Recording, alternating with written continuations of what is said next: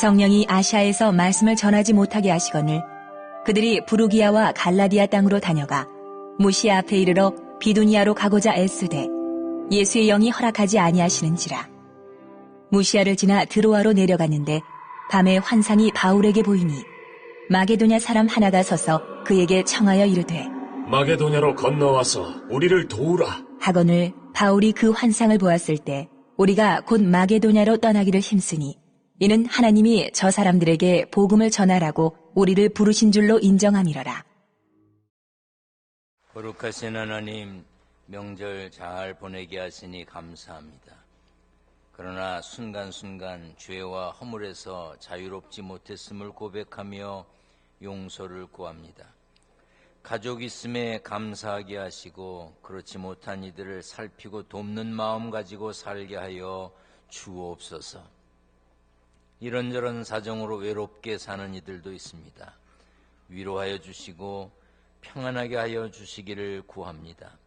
군대, 객지, 외국으로 흩어져 있는 이들, 아파서 치료받는 환자들, 세계 곳곳에서 영상과 소리로 우리 예배에 동참하는 이들 모두 평안한 날 되게 하여 주옵소서.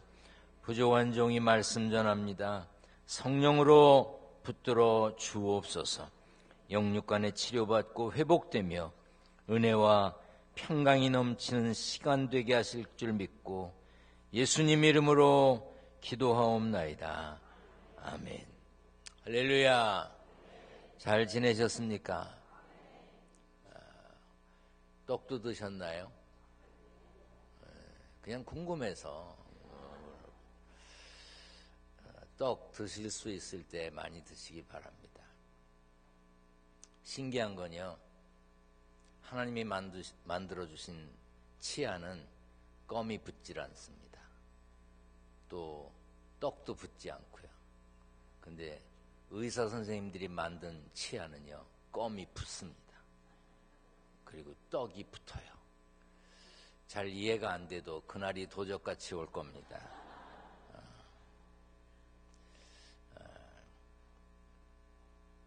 하여튼 제가 이렇게 다 경험하고 얘기하는 거예요.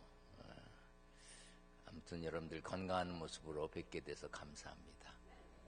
홍양님 선교사 왔어요? 어디 있어요? 일이 좀 나와요. 네. 우리 교인들이 다 아는 것 같은데 잘 몰라요. 네. 아프리카 탄자니아에 평신도 선교사로 유치원 선생님으로 위로 한 칸 더 올라오셔. 날 비치지 말고 여길 비춰. 전 세계에 있는 되는사람들이 보라고. 아프리카 탄자니아에 유치원 선생님을 하기 위해서 평신도 선교사로 파송이 되었는데 가서 현지 목사님과 결혼을 했고 안식년으로 와서 있다가 이제 갈 것입니다. 또 이제 언제 올지 잘 모르지만 가 있는 동안 건강하라고, 또 선교 활동 잘 하라고. 우리가 보낸 사람이에요.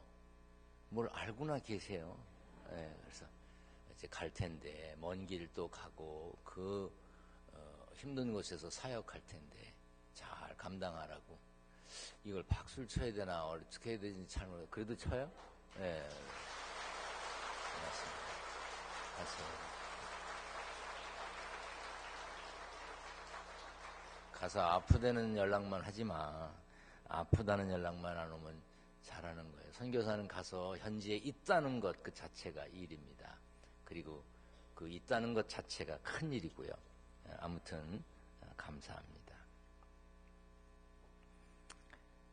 중앙 아메리카에 있는 코스타리카라고 하는 나라가 있습니다. 코스타리카. 축구 잘하는 나라.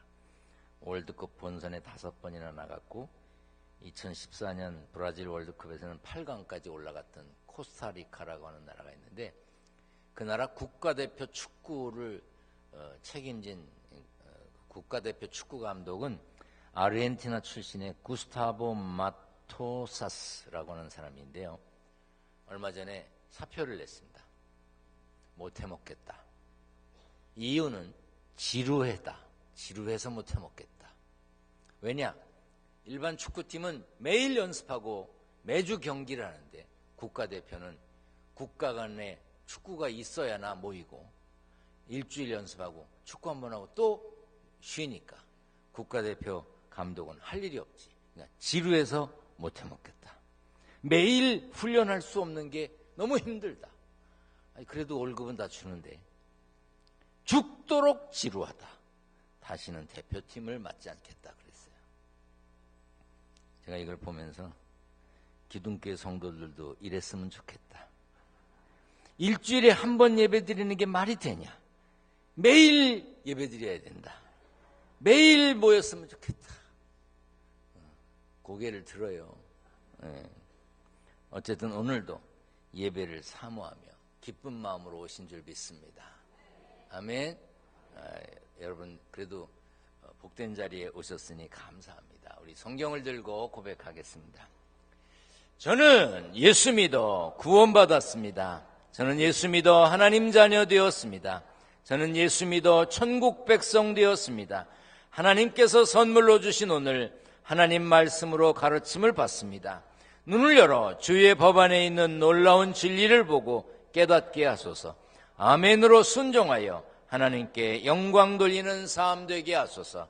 아멘. 그런 삶이 되시기를 축원합니다. 아프리카 북부에는 사하라 사막이 있습니다. 그 사막이 얼마나 크냐면 미국 본토 땅하고 거의 크기가 같습니다.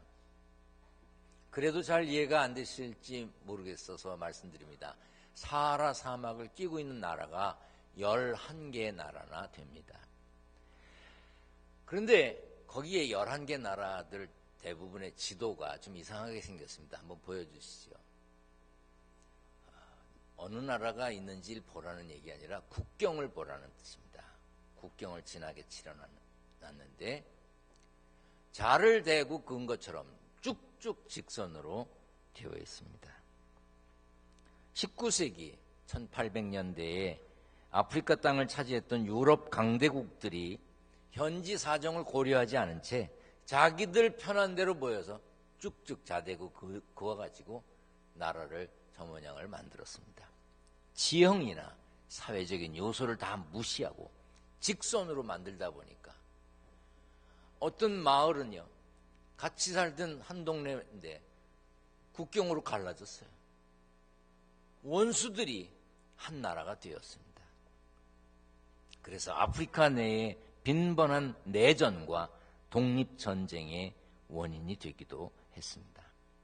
납득할 만한 이유 없이 국경이 생기다 보니까 국경을 대단하게 생각하지 않는 사람들도 많고요. 또 나라와 나라를 건너다니려면 여권을 챙겨야 되고 또 어떤 나라는 비자를 받아야 되는데 그런 것도 상관없이 사는 사람들이 있습니다. 알제리와 니제르 국경을 한번 보겠습니다. 이게 국경입니다.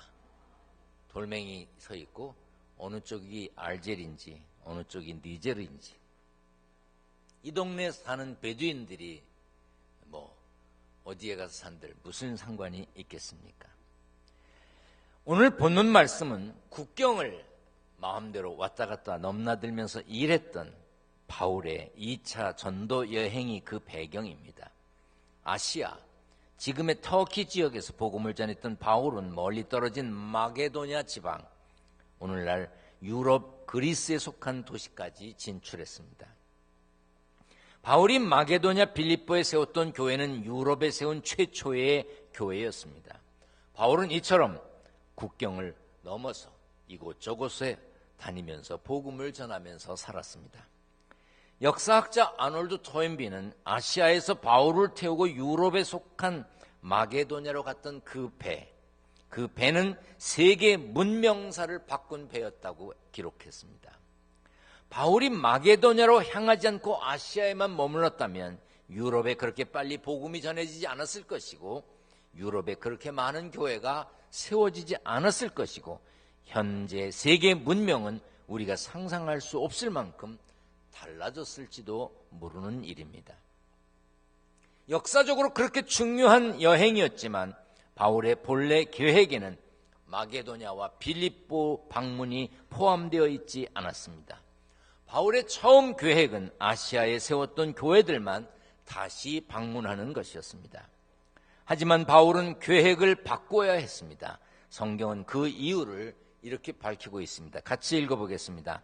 성령이 아시아에서 말씀을 전하지 못하게 하시거늘 예수의 영이 허락하지 아니하시는지라. 바울이 환상을 보았습니다. 본문 9절입니다. 같이 읽겠습니다. 밤에 환상이 바울에게 보이니 마게도냐 사람 하나가 서서 그에게 청하여 이르되 마게도냐로 건너와서 우리를 도우라 하거늘.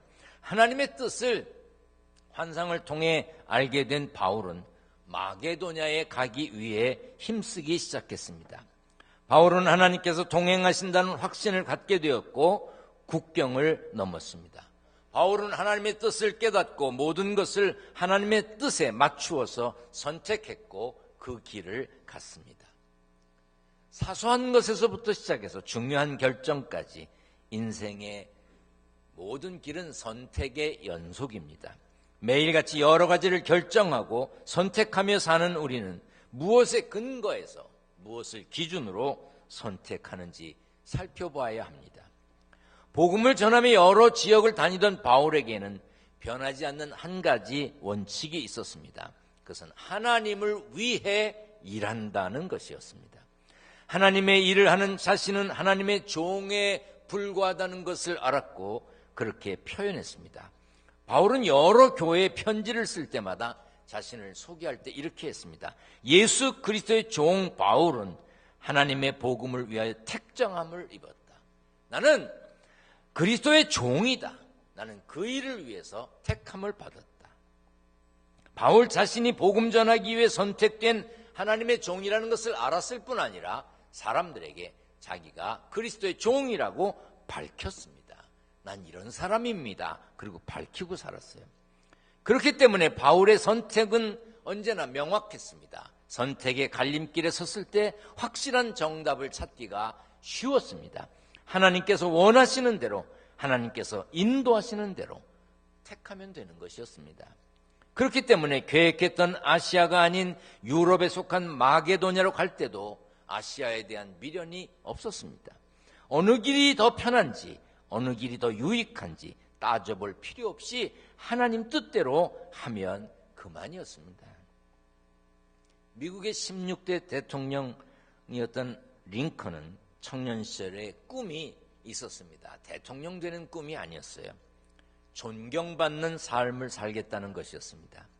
링컨은 그 단 하나의 결심을 실천에 옮기고자 최선의 노력을 다했고 기도했습니다. 그렇게 열심히 존경받는 삶을 살기 위해서 노력하고 기도하고 살다 보니 대통령까지 되었습니다. 확실한 비전을 가진 사람은 꾸준히 노력하게 됩니다. 흔들리지 않는 결심은 두려움을 넘어 큰 일을 이루게 합니다. 여러분의 삶을 움직이는 결심이 있다면 무엇입니까? 있으신지요? 그냥 아무렇게나 되는 대로 닥치는 대로 살아갑니까? 바울은 복음을 전하기 위해 여행하면서 매맞고 감옥에 갇히고 수많은 죽을 고비를 넘겼습니다. 강과 바다, 광야를 지나며 위험을 당했고 못 자고 못 먹고 못 입으며 살았습니다. 그러나 바울은 복음을 전하는 일을 멈추지 않았습니다. 바울을 움직이는 단 하나의 결심, 예수 그리스도의 종으로 복음 전하는 삶을 산다는 것, 그거 하나를 가지고 살아갔습니다.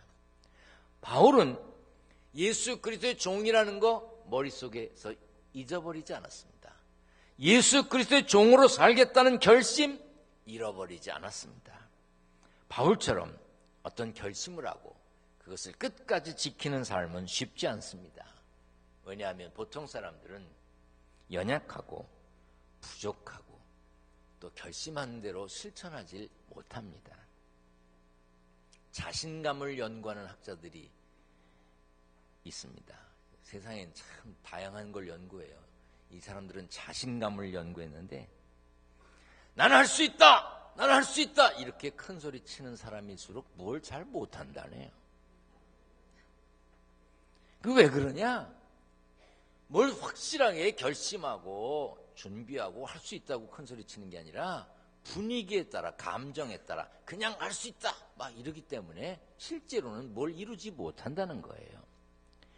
오히려 도전하고 성공할 가능성이 적답니다. 숙련되고 지식이 있는 사람은 냉철하고 이제 아주 정확하게 분석하면서 겸손하게 자신이 할 수 있는 것을 하나씩 실천해가는 반면, 미숙한 초보들은 허황된 자신감에 부풀어서 목소리만 크다는 거예요. 우리가 큰 소리 쳐야 됩니다. 뭘 할 수 있다고 말해야 됩니다. 그러나 큰 소리 친 것을 이루기 위해 피나는 노력을 해야 합니다. 그냥 되는 게 있습니까? 영국의 작가 C.S. 루이스가 쓴 스크루테이프의 편지라는 그 책이 있는데 거기에 그런 얘기가 나옵니다. 어느 날 한 신사가, 노 신사가 도서관에서 기독교 서적을 읽고 있었습니다. 감동을 받았어요. 그래 마음에 결심합니다. 아, 나 이렇게 살아서는 안 되겠다. 그래도 내가 하나님 앞에 갔을 때 떳떳하게 나 이렇게 살다 왔습니다 말하려면 내 삶의 태도를 바꿔야 되겠다. 그렇게 결심을 합니다. 그런데 배가 살살 고파요.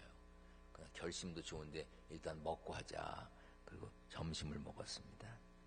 점심을 먹고 배가 넉넉하게 부르고 나니까 그 다음에 무슨 생각이 드냐면, 아이고 내가 뭐 이 나이에 뭘 받고 그냥 살던 대로 사는 거지 뭐. 책을 읽을 때 느꼈던 감동이 배고파서 잊어버리고 배부르니까 또 이대로 살다 가는 거지 하고 생각을 바꿨습니다. 그리고 버스를 타고 집으로 돌아가는데 그 노신사를 바라보는 마귀가 빙그레 웃고 있더라는 거예요. 넌 안 된다 이놈아, 그 말이죠. 결심한 대로 사는 거 쉽게 되는 것 아닙니다. 피눈물 나는 노력도 해야 하지만 연약한 우리는 도움이 필요합니다. 그래서 기도해야 합니다. 오늘 본문 9절에 밤의 환상이 바울에게 보였다고 했습니다. 바울은 잠을 잤던 게 아닙니다. 잠을 자다가 꿈 꿨다면 꿈을 꿨다고 기록하지 뭐하러 성경에 환상을 보았다고 그랬겠습니까? 복음을 전하는 사명을 위해 아시아로 가려던 길이 막혔어요. 그 답답한 상황에서 바울이 잠자다가 꿈 꾼 게 아니에요. 본문은 환상을 보았다고 해서 비전을 보았다고. 하나님 어떻게 하면 좋습니까? 내가 이제 어디로 가야 됩니까? 그렇게 답답할 때 답을 구하던 중에 환상을 통해 답을 얻었던 것입니다. 계획대로 일이 풀리지 않던 이유가 깨달아졌습니다. 하나님의 뜻이 다른 데 있었어요. 기도하지 않았다면 알 수 없었을 하나님의 계획을 기도하며 환상을 통해 보았던 것입니다. 지금 어떻습니까? 모든 것이 혼란스러운 세대입니다. 정직, 도대체 무엇이 정직인지, 후손들에게 어떻게 살아야 정직한 거라고 가르칠 수 있는지, 정의, 어떤 게 정의인지, 가진 사람, 힘 있는 사람은 다 정의인지, 진리, 어떤 게 진리인지 명확하지가 않은 세상이 되었습니다. 이렇게 혼란스럽다 보니 힘없는 사람들이 이것도 해보고 저것도 해보고 이 일도 조금 해보고 저 일도 조금 해보고 이 사람도 만나보고 저 사람도 만나보고 그러다가 세월이 자꾸 흘러갑니다. 이럴 때일수록 너무 익숙한 이야기고 너무 많이 들었던 이야기지만 그럼에도 불구하고 다시 강조할 수밖에 없는 거, 이럴 때일수록 우리는 어떻게 해야 됩니까? 기도해야 합니다. 기도해야 합니다. 기도해야 명확해집니다. 잠언 16장 9절에 사람이 마음으로 자기의 길을 계획할지라도 그 걸음을 인도하시는 분은 여호와 하나님이라고 했습니다. 기도해야 고민하고 방황하던 일들이 분명해집니다. 계획이 막히자 몸은 머뭇거리던 바울이 기도할 때 길이 보였습니다. 맡기고 기도하면 하나님은 보여주십니다. 마틴 루터가 사람이 가장 조심해야 될 것 두 가지를 꼽았습니다. 가장 조심해야 될 것, 첫째, 기도는 하는데 일하지 않는 것. 기도하면서 일하지 않는 것. 둘째, 일하면서 기도하지 않는 것. 잘못된 길에서 시간과 돈을 낭비하지 않으려면, 하나님 앞에서 올바른 사명을 감당하기 원한다면 하나님께 여쭈어야 합니다. 진지하게 기도해야 합니다. 하나님과 소통해야 합니다. 시각장애를 갖고 살던 한국계 미국인 킴 윅스라고 하는 분이 있습니다. 한국 전쟁 당시 눈을 다쳐서 시력을 잃고 미국 가정으로 입양되어 갔습니다. 그는 성악을 공부하고 성악가가 되었습니다. 우리나라에도 한때 와서 공연을 한 적이 있습니다.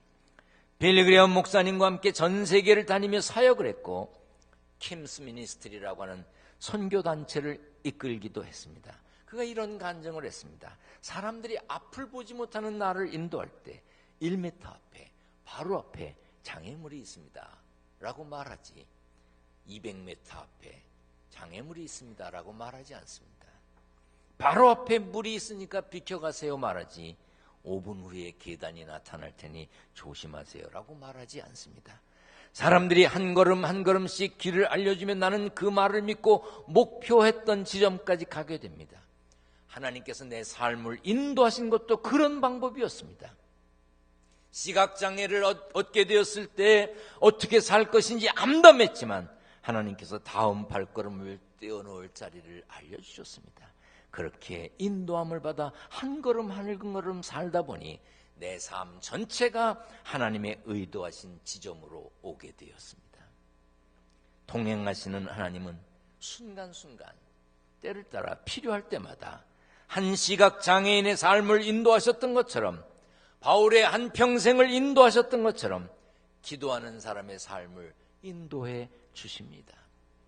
길게 해야 되는 것 아닙니다. 유창하게 해야 되는 것 아니에요. 문학적으로, 철학적으로, 논리적으로 해야 되는 것도 아닙니다. 진심으로 하면 되는 거예요. 여러분, 연휴 기간에 어딘가를 다녀오셨을 겁니다.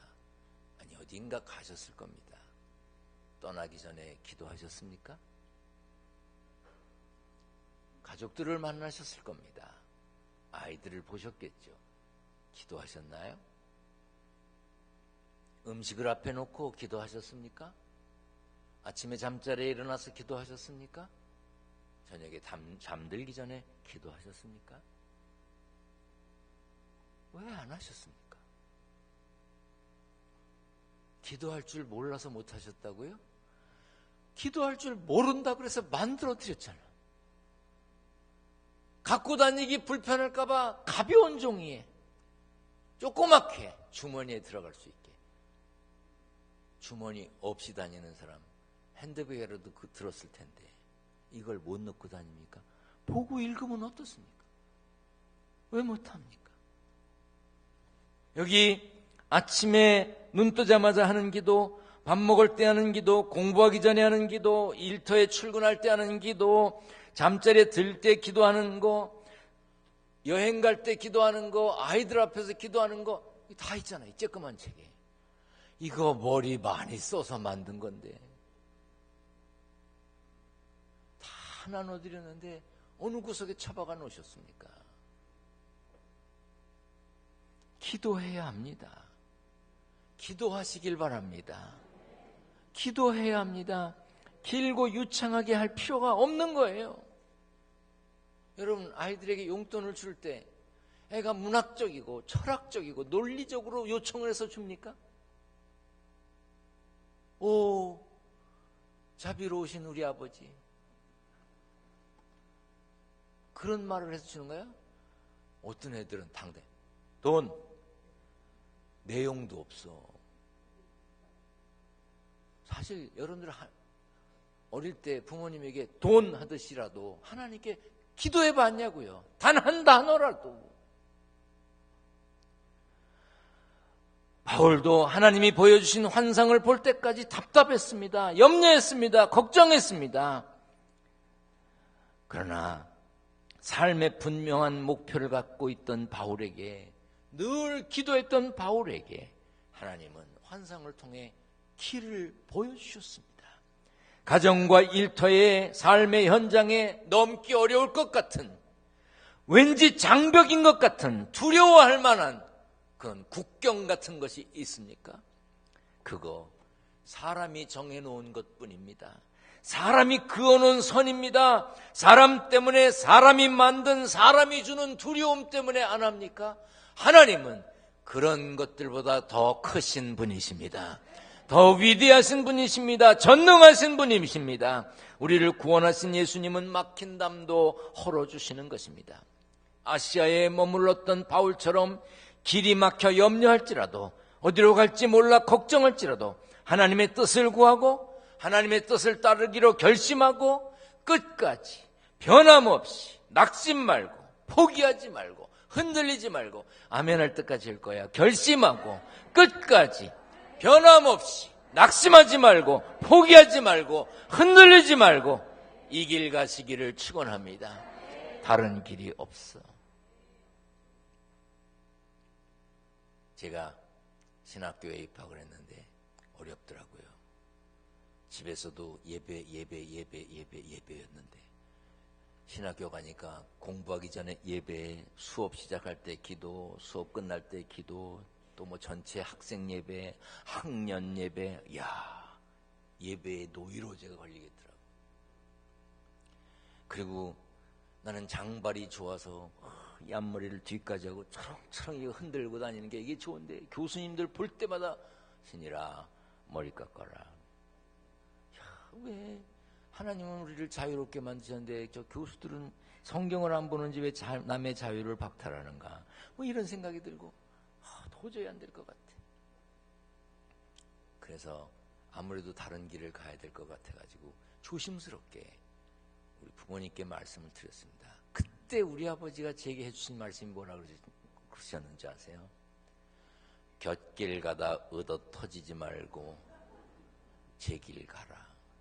난 그때요 정말 그렇게 말씀하시는 우리 아버지가 싫었습니다. 말도 뭔가 좀 고상하게 할 수 있잖아요. 곁길 가다 얻어 터지지 말고 뭐 그렇게 얘기할 게 뭐 있어요. 그래도 제가 아주 곁길로는 안 가고 조금 가는 척하다가 도로 와서 이렇게 갑니다. 그런데 제 아들이 신학교에 가더니 누굴 닮았는지 안 하겠다는 거예요. 속 정말 많이 썩였습니다. 미국에서 목회하면서 아주 자기가 그런 일 없는 것처럼 설교하는데 속 많이 썩였습니다. 자기 동기생들보다 2년이나 목사가 늦게 됐어요. 그러니 얼마나 속썩였겠어요. 그런데 곁길로 가려고 그럴 때 제가 뭐라 그랬을까요? 곁길로 가다 얻어 터지고 돌아오지 말고 제 길로 가라. 오늘 여러분께 말씀드립니다. 그냥 이 길 가십시다. 주님이 원하시는 길, 곁길로 가다 얻어 터지고 올 게 뭐 있습니까? 우리 함께 찬양하겠습니다. 주님 다시 오실 때까지. 주님 다시 오실 때까지 나는 이 길을 가리라. 좁은 길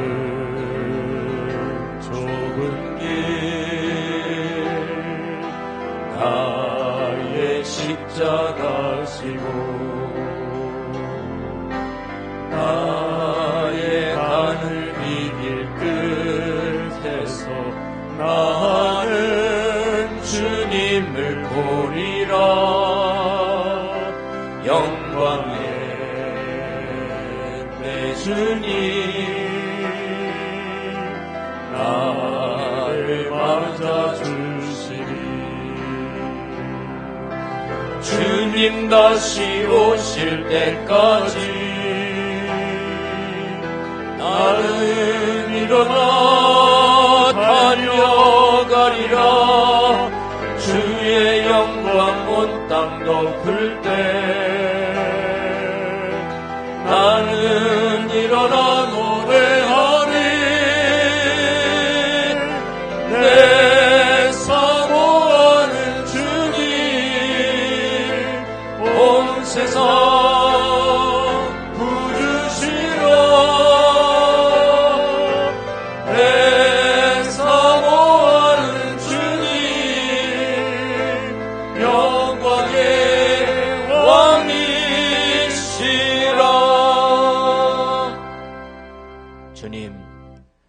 주님 다시 오실 때까지 이 길 가게 하여 주옵소서. 견실하며 흔들리지 말고 좌로나 우로나 치우치지 않는 믿음의 길 가게 하여 주옵소서.